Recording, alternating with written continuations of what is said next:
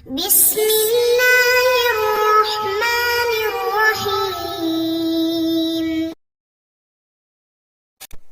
السلام علیکم ورحمۃ اللہ وبرکاتہ۔ عزیز طلبہ اکرام، آج سبق نمبر 134 ہے اور آج ہم کتاب الشرکہ کو شروع کر رہے ہیں۔ الحمدللہ مختصر القدوری تقریباً نصف سے آگے جا رہی ہے اور ہم مختلف قسم کے بزنس کے ٹولز اور ان کے شرعی احکامات جان رہے ہیں، اور اسی حوالے سے جو معاملات ہوتے ہیں انسانوں کے درمیان ان کو ہم پڑھ رہے ہیں، سیکھ رہے ہیں، سمجھ رہے ہیں۔ کتاب الشفع ابھی مکمل ہوا، اس سے پہلے کتاب الاجارہ مکمل ہوا۔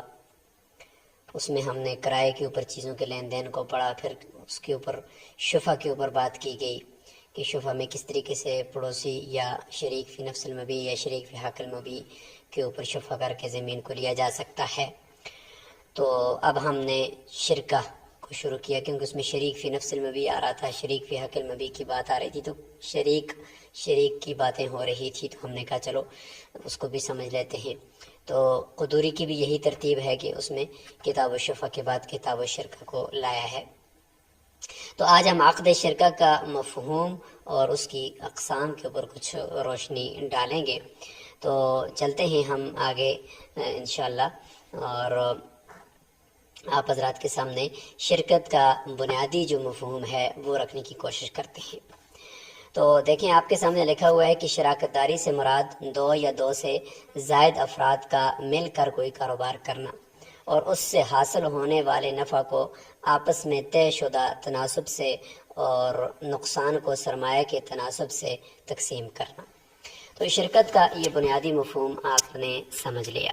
تو جس طریقے سے شرکہ، لفظ شرکت شریک سے ہے، جس طرح ہم بھی کہہ رہے تھے کہ یہ میرا شریک ہے، یہ فلاں چیز میں ہم آپس میں پارٹنر ہیں، انگلش میں ہم پارٹنر کہہ رہے ہوتے ہیں نا، اور یہ فلاں چیز ہم دونوں نے مل کر خریدی ہے، اس طرح بھی کہہ رہے ہوتے ہیں، یہ پلاٹ ہم نے مل کر خریدا ہے، یہ گاڑی ہم نے مل کر، دو بندوں نے مل کر خریدی ہے، یہ گھر ہم دو بندوں نے مل کر خریدا ہے۔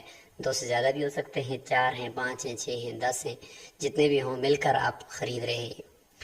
تو یہ اس طریقے سے ہوتا ہے۔ اچھا، ایک شرکت اس طرح کی بھی ہوتی ہے کہ وراثت میں 4 بھائی ہیں، 5 بھائی ہیں، ان کو ایک پلاٹ مل گیا یا ایک زمین مل گئی، گھر مل گیا ہے، وہ اس پلاٹ کے اندر سارے کے سارے بھائی شریک ہو گئے، یا 2-3 آدمیوں کو کسی نے کچھ چیز گفٹ کر دی ہے تو وہ چیز میں شریک ہو گئے ہیں، یا اسی طریقے سے کسی نے کوئی وصیت کی تھی تو اس وصیت کے طور پر 4-5 آدمیوں کے لیے اکٹھی تھی تو سب کو مل گئی ہے تو وہ اس میں شریک ہیں۔ تو یہ شرکت کا مفہوم ہے کہ کسی چیز کے اندر شریک ہو جانا، اور اسی کو انگلش میں پارٹنرشپ بھی کہتے ہیں کہ پارٹنر ہے یہ آپس میں، تو اس کو کہتے ہیں شرکت۔ تو بزنس بھی شراکت داری کے طور پر ہوتا ہے، اس میں برکت ہوتی ہے، اور اس میں ظاہر ہے کہ ایک بندہ اکیلے اپنے رقم سے کچھ بھی نہیں کر پاتا کہ بہت سارے مل کر جتنا اور رقموں سے اتفاق میں برکت کے طور پر وہ سب مل کر جب کام کرتے ہیں تو اس میں اور زیادہ نفع ہوتا ہے۔ تو یہ ہو گیا آپ کے سامنے شرکت کا مفہوم۔ تو آج ہم دیکھیں گے کہ بزنس کس طریقے سے کیا جاتا ہے شرکت کا، اور بزنس کے علاوہ جو چیزوں میں ہم شریک ہو جاتے ہیں، پلاٹ میں، گھر میں، وراثت کے طور پر ملا، خریدا ہم نے، لیکن آگے ہمیں مزید بزنس کرنے کا ارادہ تو اس میں نہیں ہے، لیکن وہ صرف خریدا ہے اپنے رہنے کے لیے، اپنے دکان چلانے کے لیے یا کچھ بھی ہے، لیکن یہ کہ آگے اس پلاٹ کو بیچنے کا ہمارا ارادہ نہیں ہے، تو یہ بھی ایک قسم کی شرکت ہی ہوتی ہے۔ بعض مرتبہ شرکت ہوتی ہے اسی کام کے لیے کہ ہم نے بزنس کو آگے لے کر جانا ہے، ہم آپس میں پیسہ ڈالتے ہی اس لیے ہیں کاروبار میں تاکہ ہم بزنس کریں، نفع کمائیں، اور نفع میں پھر ہم شریک ہو جائیں۔ تو 2-3-4 آدمی ملتے ہیں اور وہ اس میں پیسہ ڈالتے ہیں، اور ایک کی طرف سے بھی کچھ رقم ہوتی ہے، دوسری کی طرف سے، تیسری کی طرف سے، اور ان کا آپس میں یہ معاہدہ ہو جاتا ہے کہ جتنا کچھ نفع ملے گا، ہم کاروبار میں لگاتے ہیں پیسہ، دکان ڈالتے ہیں، گاڑی خریدتے ہیں، اس کو پھر چلاتے ہیں، یا کمپنی ہم اپنی بنا لیتے ہیں، اس کمپنی کے اندر ہم پیسہ لگاتے ہیں، جو بھی نفع آئے گا اس نفع کو ایک متعینہ مدت کے اندر ہم اس کو تقسیم کر لیں گے، آپ کا اتنا پرسنٹ ہوگا، میرا اتنا پرسنٹ ہوگا، وہ تیسرے ساتھی کا اتنا پرسنٹ ہوگا۔ تو اس اعتبار سے وہ کر رہے ہوتے ہیں، تو یہ بھی ایک شرکت ہوتی ہے۔ تو آج ہم اس سے متعلق کچھ احکامات کو دیکھتے ہیں۔ قرآن میں دیکھیں کہ اللہ تعالیٰ فرماتے ہیں فَإِن كَانُوا أَكْثَرَ مِن ذَلِكَ فَهُمْ شُرَكَاءُ فِي الثُّلُثِ، ورثہ سے متعلق ہے کہ اگر وہ 3 سے زیادہ ہوں یا زیادہ ہوں تو پھر وہ 3 کے اندر، یعنی وہ بھائی جو ہیں اللاتی بھائی ہیں یا خیابیوں سے متعلق جو قرآن کے، تو فَهُمْ شُرَكَاءُ فِي الثُّلُثِ، اس سے پتہ چلتا ہے کہ شریک ہونا کسی چیز کے اندر یہ قرآن کے اندر بھی یہ موجود ہے۔ حدیث کے اندر اگر آپ دیکھیں تو حدیث میں بھی آپ کو دیکھیں یہاں پہ مل رہا ہے، حضرت ابو ہریرہ رضی اللہ عنہ سے روایت ہے کہ وہ فرماتے ہیں کہ ایک حدیث قدسی مرفوع وہ نقل فرماتے ہیں کہ اللہ تعالیٰ فرماتے ہیں کہ انا ثالث الشریکین، 2 لوگ جب آپس میں مل کر کوئی کاروبار کرتے ہیں، شریک ہو جاتے ہیں، تو میں ان کا تیسرا ہوتا ہوں، یعنی میں جو کہ ان کے اوپر نگرانی کر رہا ہوں، دیکھ رہا ہوں، ان کے کاموں میں برکت ڈالتا ہوں۔ دیکھ ما لم یخن احدہما صاحبہ، بشرطے کہ یا جب تک کہ ایک ساتھی دوسرے کے ساتھ خیانت نہ کرے، فَإِذَا خَانَهُ، جب اس کے ساتھ خیانت کر دیتا ہے، خرجت من بینہم، تو میں ان کے درمیان سے نکل جاتا ہوں۔ تو اس سے پتہ چلا کہ شرکت کا عقد کرنا اور پھر اس سے آگے کاروبار اپنا چلانا یہ درست ہے۔ اچھا، اب ہم چلتے ہیں اس بات کی طرف کہ شرکت کی قسمیں کیا ہیں، اور بنیادی طور پر شرکت کی جو قسمیں بنیں گی وہ کیا ہوں گی۔ تو جب قسمیں کریں گے تو ہمیں پتہ چلے گا کہ اچھا اس طرح کی شرکت کاروبار کے لیے ہوتی ہے، اس طرح کی شرکت کاروبار کے لیے نہیں ہوتی، پھر جو کاروبار کے لیے نہیں ہوتی اس کا الگ حکم ہوگا، اور جو کاروبار کے لیے ہوتا ہے اس کی الگ اقسام اور حکم ہوگا۔ پھر اسی کے اندر بھی شرکت کی بنیادی طور پر شرکت سیاح اور شرکت فاسدہ بھی ہوتی ہے، شرکت ایسی جو درست ہے، جو ایسی شرکت جو درست نہیں ہے۔ تو اس لیے ذرا ان کو بھی دیکھ لیتے ہیں۔ تو عزیز طلبہ کرام، شرکت کی بنیادی طور پر اگر ہم قسمیں کریں تو وہ 2 بنتی ہیں۔ شرکت فی المملوکات، کہ اپنی ملکیتی چیزوں کو آپس میں شریک کرنا یا غیر اختیاری طور پر اس میں شریک ہو جانا، جیسے کہ ہم نے میراث وغیرہ کی مثال دی۔ تو ملکیتی چیزوں کی آپس میں شرکت کرنا 2 بندوں کا، 3 بندوں کا، تو یہ ٹھیک ہے، آپ کی ملکیت میں ہے۔ اور دوسری ہوتی شرکت فاسدہ، جو مباح چیزوں میں جو آپ کی ملکیت میں نہیں ہے آپ اس میں شرکت کر رہے ہیں۔ مثال کے طور پر جنگل میں لکڑیاں ہیں اور آپ ایک شریک کو کہتے ہیں اچھا ساتھی کو کہ آپ جائیں لکڑیاں چنیں، اور جو لکڑیاں نکل آئیں گی تو وہ کچھ آپ کی ہوں گی، کچھ میری ہوں گی، تو یہ تو ٹھیک نہیں ہے کیونکہ مباح چیز ہے۔ اچھا پانی سامنے ایسے چل رہا ہے نہر میں، تو آپ کہہ رہے ہیں بھائی پانی آپ وہاں سے لیں، آدھا تیرا آدھا میرا، تو یہ تو ٹھیک نہیں ہے نا، کیونکہ مباح چیز آپ کی ملکیت میں جو چیز نہیں ہے تو اس کے اندر آپ کس طریقے سے شرکت کر سکتے ہیں۔ ہاں آپ کی ملکیت میں کوئی چیز ہے تو ہاں اس میں آپ آپس میں شریک ہوں، پھر آگے کاروبار کر رہے ہوں یا نہ کر رہے ہوں، لیکن اس میں ہوتی ہے۔ لہٰذا شرکت سیاح وہ ہوگی جو مملوکات میں ہوتی ہے، ملکیتی چیزوں میں ہوتی ہے، اور مباح وہ ہوتی ہے جو مباحات کے اندر غیر مملوکہ چیزوں کے اندر جو شرکت ہوتی ہے، جن کے اوپر انسان کو قدرت نہیں ہے، وہ شرکت فاسد ہوتی ہے۔ اب ہم شرکت فاسدہ کو تو نہیں دیکھیں گے، مزید شرکت صحیحہ کو دیکھیں گے جو مملوکات میں ہوتی ہے۔ تو اس کی 2 قسمیں ہوتی ہیں، شرکت املاک اور شرکت عقود۔ شرکت املاک یہ بھی اسی سے ہے کہ آپ 2-3 افراد کسی چیز کے مالک بن گئے۔ مثال کے طور پر اس میں یہ ہے کہ جس طریقے سے میراث میں آپ کو کوئی پلاٹ مل گیا، یا مل کر آپ نے گھر رہائش کے لیے خرید لیا، آگے کاروبار کرنے کا کوئی ارادہ نہیں ہے، صرف خرید لیا، یا مل کر گاڑی اپنے استعمال کے لیے خرید لی پارٹنر بن کر، تو یہ ہے شرکت املاک کہ وہ گاڑی میں آپ شریک ہو گئے، اس پلاٹ میں آپ شریک ہو گئے، اس گھر میں آپ شریک ہو گئے، آگے کوئی اس گھر کو بیچ کر انویسٹمنٹ کرنا یا اس میں کاروبار چلانا یہ آپ کا ارادہ نہیں ہے۔ اس کو کہتے ہیں شرکت املاک۔ یہ اختیاری وہ ہوتی ہے کہ جو آپ اپنی اختیار سے کسی چیز کو 2 بندے 3 بندے مل کر خریدتے ہیں، اور غیر اختیاری وہی جو میراث میں آپ کو مل جائے تو غیر اختیاری طور پر آپ اس میں شریک ہو جاتے ہیں، تو یہ غیر اختیاری کی مثال ہے۔ شرکت عقود۔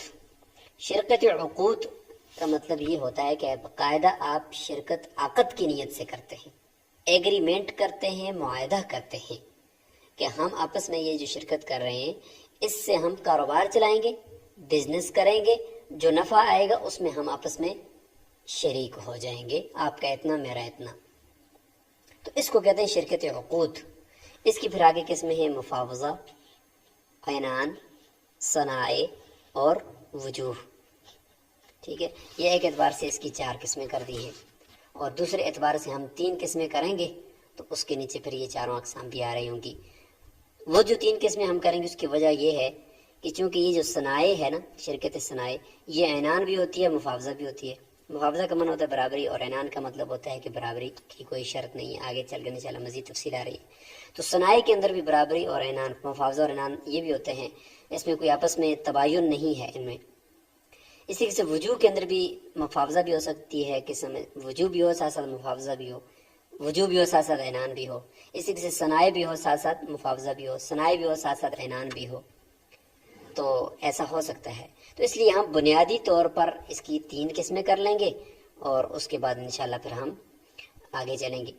جیسے کہ ابھی دیکھیں ہم نے یہ کر دی کہ مال اور عمل دونوں طرف سے جب ہوتا ہے نا، کہ یعنی بنیادی طور پر جو شرکت کا کنسیپٹ ہے مزاربت سے، اس کو فرق کرنے کے لیے، کیونکہ آگے ہم مزاربت بھی پڑھیں گے، وہ یہ ہے کہ شرکت کے اندر یہ ہوتا ہے کہ دونوں کا مال ہوتا ہے، دونوں کا عمل ہوتا ہے.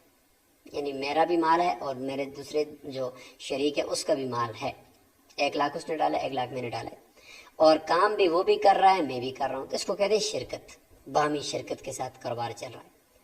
اور ایک ہوتا ہے مزاربت.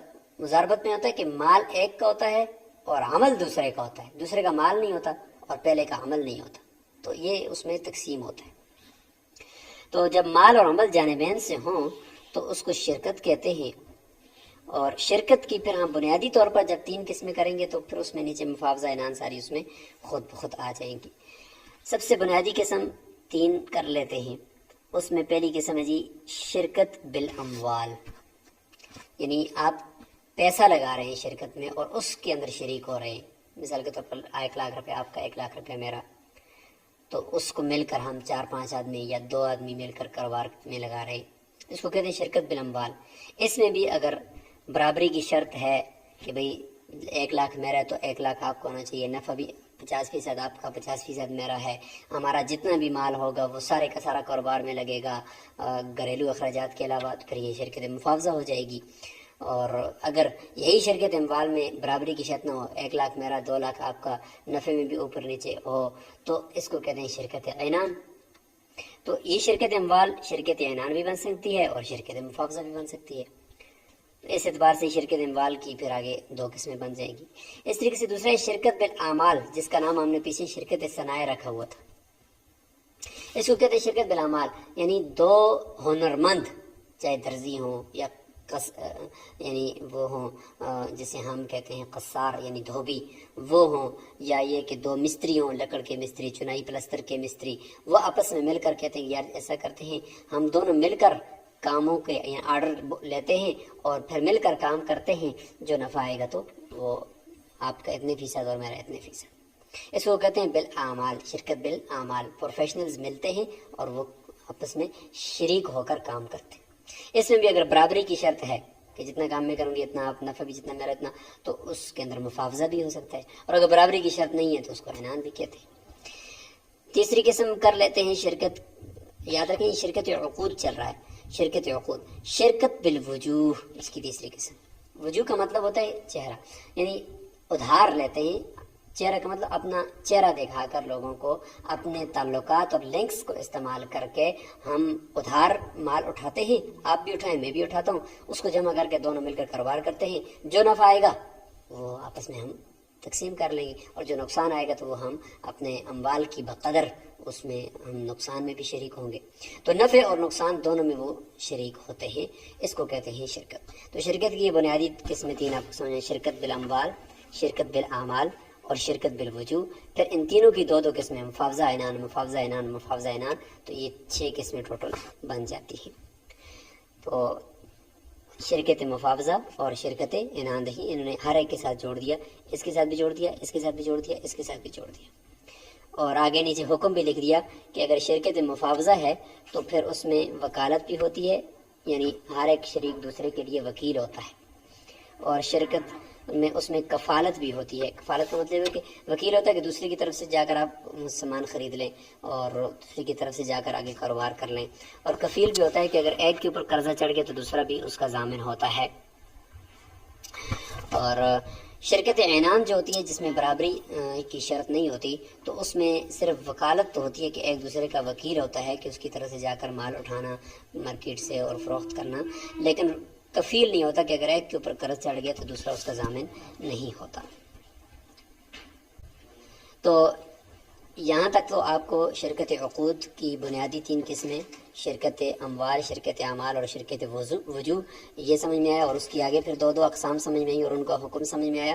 اور پہلے ہم نے بات کی شرکت املاک کی کہ محض 2 بندوں نے مل کر ایک پلاٹ خرید لیا یا گھر خرید لیا، آگے کاروبار کرنے کا ارادہ نہیں، صرف اسی حد تک ہی خریدا ہے دونوں مل کر اس میں، تاکہ ایک کے پاس اتنی رقم نہیں تھی تو دونوں نے مل کر اس کو خرید لیا اور دونوں اس میں شریک ہو گئے. تو اب یہاں پہ ہم شرکت ملک اور شرکت عقد، اس میں فرق بھی دیکھ لیتے ہیں کہ کیا کیا فرق ہوتے ہیں. شرکت ملک میں ہم نے کہا کہ کاروبار کی نیت نہیں ہوتی، شرکت عقد میں کاروبار کی نیت ہوتی ہے. اور اس کی پھر ہم نے آگے 3 قسمیں کر دی، اموال، شرکت بالاعمال اور شرکت بالوجوہ. تو شرکت ملک اور شرکت عقد میں فرق کیا ہے؟ تو عام یہ 3-4 فرق ہیں. سب سے بنیادی فرق یہ ہے کہ شرکت ملک کا بنیادی جو رکن ہوتا ہے وہ اختیاری یا غیر اختیاری طور پر اموال کے اندر مشترک ہونا ہے. یعنی 2 بندوں نے مل کر کوئی چیز خرید لی، یا یہ کہ ان کو کوئی چیز وراثت میں یا وصیت میں یا ہبے میں مل گئی غیر اختیاری طور پر، تو وہ اس میں شریک ہیں، آگے بیچنے کا کوئی ارادہ نہیں ہے. جبکہ شرکت عقد کے اندر بنیادی رکن ایجاب و قبول ہوتا ہے، بنیادی طور پر ایگریمنٹ ہوتا ہے اور اسی کی بیس پر وہ آگے کاروبار کر رہے ہوتے ہیں، نفع کما رہے ہوتے ہیں.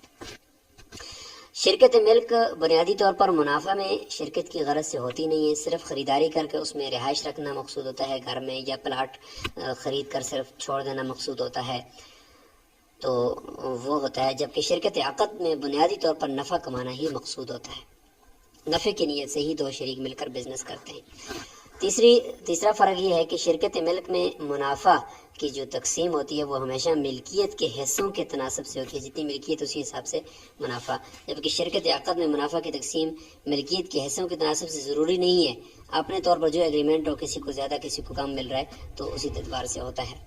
شرکت ملک میں جو چوتھا فرق ہے وہ یہ ہے کہ شرکاء ایک دوسرے کے وکیل نہیں ہوتے، ہر ایک دوسرے کے حصے سے اجنبی ہوتا ہے. اگر 2 بندوں نے مل کر شریک ہو کر اگر گھر خریدا ہے تو ایک کا کچھ حصہ ہے اور دوسرے کا کچھ حصہ ہے، تو ہر ایک شریک دوسرے کے حصے کے اندر اجنبی ہے. ایک شریک اپنے گھر کو کرائے پر بھی دے سکتا ہے اپنے حصے کو، اور دوسرے کی اجازت ضروری نہیں ہے.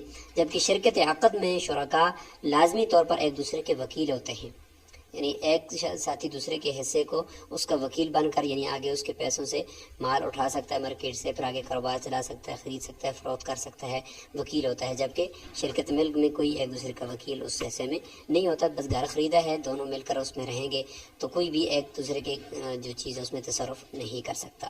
تو آج ہم نے شرکت کا بنیادی مفہوم سمجھ لیا کہ ملک ہوتی ہے، پھر شرکت عقد ہوتا ہے. ملک میں کاروبار کی نیت نہیں ہوتی، عقد میں کاروبار کی نیت ہوتی ہے، دونوں میں فرق بھی دیکھ لیا. اور شرکت عقد کی ہم نے اقسام کر لی ہیں، اور ان اقسام کو ہم نے دیکھ لیا کہ شرکت عقد کے اندر شرکت اموال، اگر اموال کی شرکت ہو رہی ہے تو اس کو شرکت اموال کہتے ہیں، اور اگر ہنرمند مل کر شریک ہوتے ہیں کام کرنے کے اندر اس کو شرکت اعمال کہتے ہیں. اور اگر کچھ بھی نہیں ہے پاس، جا کر ادھار مال لے کر اس میں پھر شریک ہو کر آگے بزنس کرتے ہیں تو اس کو شرکت وجوہ کہتے ہیں. تو اس پورے جو لیکچر ہے اس میں جو آپ نے باتیں سمجھی ہیں ان کو اچھی طریقے سے آپ نے دیکھنا ہے. شرکت کی بنیادی طور پر جو اقسام ہیں، اور اس کے بعد پھر شرکت ملک اور شرکت عقد میں فرق اور شرکت عقد کی اقسام، ان کو اچھی طریقے سے یاد رکھنا ہے. السلام علیکم ورحمۃ اللہ وبرکاتہ.